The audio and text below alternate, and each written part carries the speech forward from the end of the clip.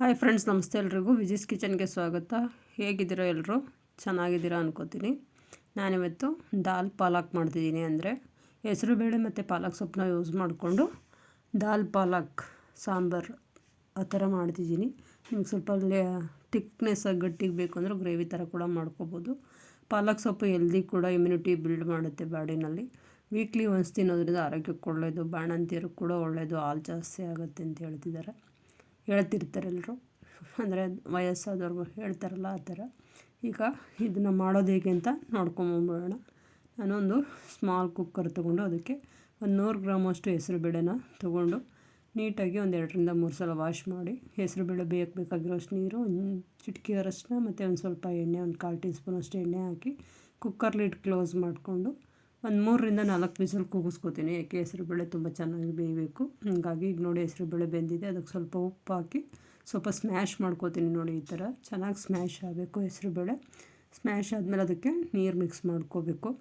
ಈಗ ಸ್ಟವ್ ಮೇಲೆ ಒಂದು ಪಾತ್ರೆ ಇಟ್ಕೊಂಡು ಪಾತ್ರೆಗೆ ಸ್ವಲ್ಪ 1-2 ಟೇಬಲ್ ಸ್ಪೂನ್ ಎಣ್ಣೆ, ಸಾಸಿವೆ, ಉದ್ದಿನಬೇಳೆ, ಇಂಗು, ಜೀರಿಗೆ, ಒಣಮೆಣ್ಸಿನ್ಕಾಯಿ ಒಂದೆರಡು, ಒಂದು 3ರಿಂದ 4 ಹಸಿರು ಮೆಣಸಿನ್ಕಾಯಿ, ಒಂದು ಅರ್ಧ ಗಡ್ಡೆ ಬೆಳ್ಳುಳ್ಳಿ ಬಿಡಿಸಿರೋದು ಚಚ್ಚ ಹಾಕ್ಕೊಂಡಿದ್ದೀನಿ, ಮತ್ತು ಒಂದು ರೆಂಬೆ ಕರಿಬೇವು ಸೇರಿಸ್ಕೊಂಡಿದ್ದೀನಿ. ನಾನು ಇದಕ್ಕೆ ದಪ್ಪ ಈರುಳ್ಳಿ ಹಾಕ್ತಿಲ್ಲ, ಮನೆಯಲ್ಲೇ ಸಣ್ಣ ಈರುಳ್ಳಿ ಇತ್ತು, ಹಂಗಾಗಿ ಒಂದು 10ರಿಂದ 15 ಈರುಳ್ಳಿನ ಬಿಡಿಸಿ ಸೇರಿಸ್ಕೊಂಡಿದ್ದೀನಿ. ಚೆನ್ನಾಗಿರುತ್ತೆ ಫ್ಲೇವರು. ಈಗ ಇದಕ್ಕೆ ಒಂದು 2 ಟೊಮೊಟೊ ಕಟ್ ಮಾಡಿ ಹಾಕ್ಕೊಂಡಿದ್ದೀನಿ. ಈಗ ಒಂದು ಕಟ್ಟು ಪಾಲಕ್ ಸೊಪ್ಪು ನೀಟಾಗಿ ಉಪ್ಪು ನೀರಲ್ಲಿ ನೆನೆಸಿಟ್ಟು ಒಂದು 4ರಿಂದ 5 ಸಲ ನೀಟಾಗಿ ತೊಳ್ಕೊಂಡಿದ್ದೀನಿ. ಏಕೆಂದರೆ ಸಣ್ಣ ಮಣ್ಣಿರುತ್ತೆ ಸೊಪ್ಪು, ಯಾವಾಗಲೂ ನೀಟಾಗಿ ಉಪ್ಪಲ್ಲಿ ನೆನೆಸಿಟ್ಟು ನೀಟಾಗಿ ತೊಳ್ಕೊಬೇಕು. ಆವಾಗಲೇ ತಿನ್ನೋಕ್ಕೆ ಚೆನ್ನಾಗಿರುತ್ತೆ. ಇಲ್ಲಾಂದರೆ ಸಣ್ಣ ಮಣ್ಣು ತಿನ್ನೋವಾಗೆಲ್ಲ ಬಾಯಿಗೆ ಹಾಗೆ ಸಿಗ್ತಾ ಇರುತ್ತೆ. ನಾವು ಯಾವಾಗಲೂ ಮನೆ ಊಟ ಯಾವಾಗ ಇಷ್ಟಪಡೋದು ಅಂದರೆ ನೀಟಾಗಿ ತೊಳೆದು ನೀಟಾಗಿ ಮಾಡೋಕ್ಕೋಸ್ಕರನೇ ಮನೆ ಊಟ ಅಂತೇಳೋದು. ಈಗ ಇದಕ್ಕೆ ಸ್ವಲ್ಪ ಉಪ್ಪು ಸೇರಿಸ್ಕೊತೀನಿ. ಪಾಲಕ್ ಸೊಪ್ಪಿಗೆ ಸೇರಿಸ್ಕೊಂಡು ಪಾಲಕ್ ಸೊಪ್ಪಲ್ಲಿ ಸ್ವಲ್ಪ ನೀರು ಕಡಿಮೆ ಆಗೋವರೆಗೂ ಫ್ರೈ ಮಾಡ್ಕೋಬೇಕು. ನೋಡಿ ಈಗ ಆಲ್ಮೋಸ್ಟ್ ಪಾಲಕ್ ಸೊಪ್ಪು ಬೆಂದೇ ಇದೆ ಒಗ್ಗರಣೆಯಲ್ಲೇ. ಈಗ ಇದಕ್ಕೆ ಹೆಸರುಬೇಳೆ ಸ್ಮ್ಯಾಶ್ ಮಾಡಿ ಇಟ್ಕೊಂಡಿದ್ನಲ್ಲ, ಅದಕ್ಕೆ ಸ್ವಲ್ಪ ನೀರು ಮಿಕ್ಸ್ ಮಾಡಿಕೊಂಡು ಇದಕ್ಕೆ ಸೇರಿಸ್ಕೊಂಡಿದ್ದೀನಿ. ನಿಮ್ಗೆ ಇದು ನೋಡಿ ತುಂಬ ಗಟ್ಟಿಯಾಗಿ ಬೇಕು ಅಂದರೆ ಹೀಗೆ ಗ್ರೇವಿ ಥರ ಕೂಡ ತಿನ್ಬೋದು. ಚಪಾತಿ, ರೋಟಿ, ಪುರಿ ಜೊತೆ ಕೂಡ ಚೆನ್ನಾಗಿರುತ್ತೆ. ನಾನು ಅನ್ನದ ಜೊತೆ ಮಾಡಿದ್ದೀನಿ, ಹಾಗಾಗಿ ಇದಕ್ಕೆ ನೀರು ಸೇರಿಸ್ಕೊಂಡಿದ್ದೀನಿ.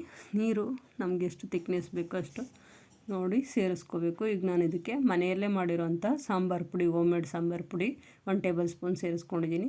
ನಾನು ಮನೆಯಲ್ಲೇ ಮಾಡಿರೋಂಥ ಸಾಂಬಾರು ಪುಡಿದು ವೀಡಿಯೋ ಆಲ್ರೆಡಿ ನನ್ನ ಚಾನಲ್ ಅಪ್ಲೋಡ್ ಮಾಡಿದ್ದೀನಿ. ನೀವು ನೋಡಿಲ್ಲ ಅಂದರೆ ಒಂದು ಸಲ ನೋಡ್ಕೊಂಬನ್ನಿ. ಮತ್ತು ದಾಲ್ ಪಾಲಕ್ ನೀವು ಒಂದು ಸಲ ಮನೇಲಿ ಈ ಥರ ಮಾಡಿ ಹೇಗೆ ಬಂತು ಒಂದು ಕಮೆಂಟ್ ಮೂಲಕ ತಿಳಿಸಿ.